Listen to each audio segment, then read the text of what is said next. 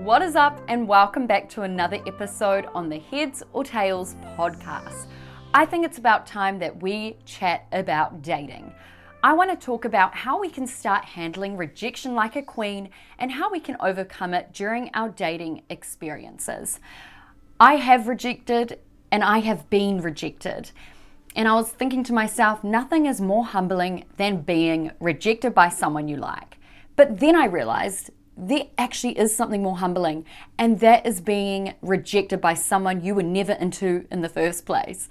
Have you guys ever seen a guy and you've been seeing each other for a couple of weeks and you know deep down you don't actually like him and you know he's not your husband, but you kind of keep seeing him anyway? Maybe you're bored, lonely, or you're waiting for some kind of flame to ignite. I don't know.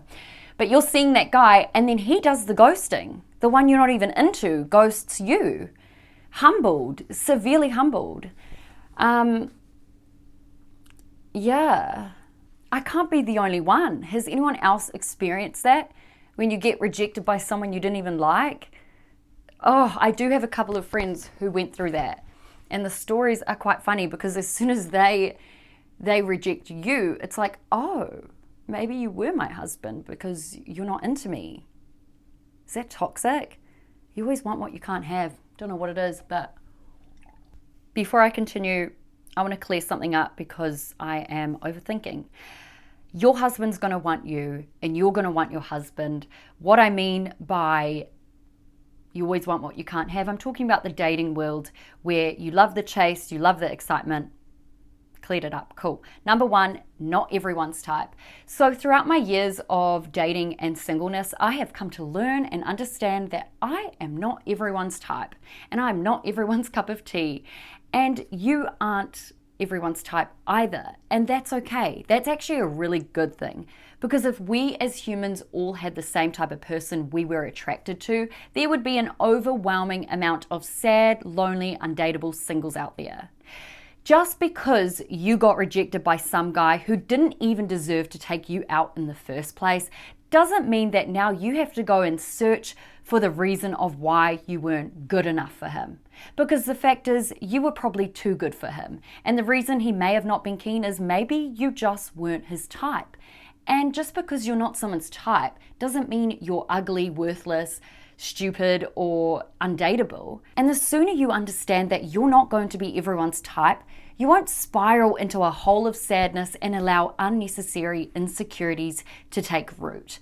Dating can become a whole lot less offensive and freeing when you understand and know that the rejection wasn't personal. You just weren't his type. You can't be everyone's type. It's impossible, and that would be so unfair on everyone. Unless you're Margot Robbie, then you're everyone's type. There's some of the most beautiful, stunning, smartest, funniest women I know get cheated on and get rejected. Don't take it personally, and don't even give it a second thought to what am I lacking? What is wrong with me? Because you are a queen, you are hot, you is kind, you is important, but you're not everyone's type. Okay, point number 2 is love yourself first. This is coming from experience.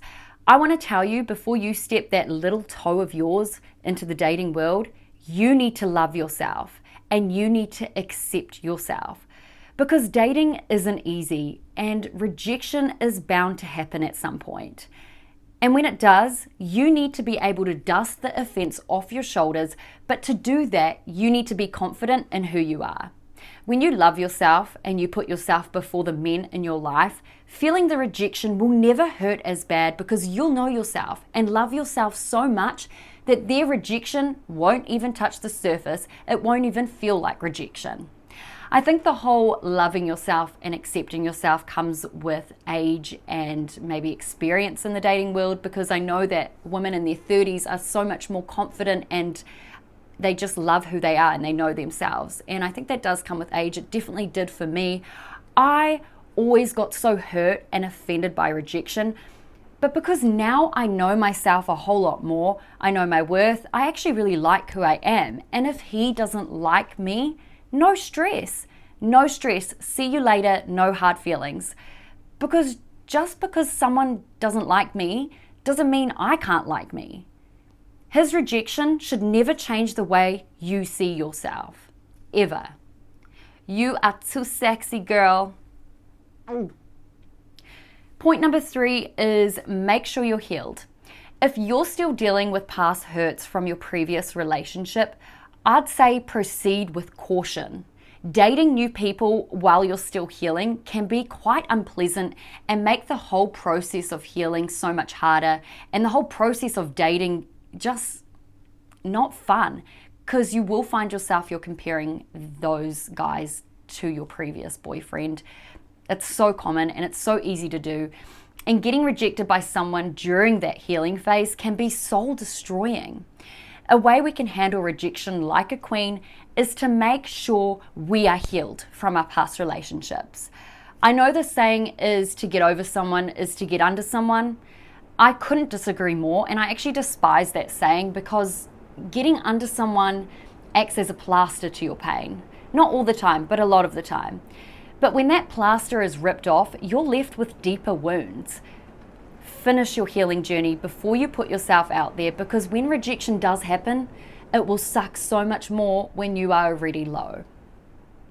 Number 4, the rejection might have been God's protection. Maybe this rejection came from a guy who you were genuinely falling for and you've been seeing each other for quite some time.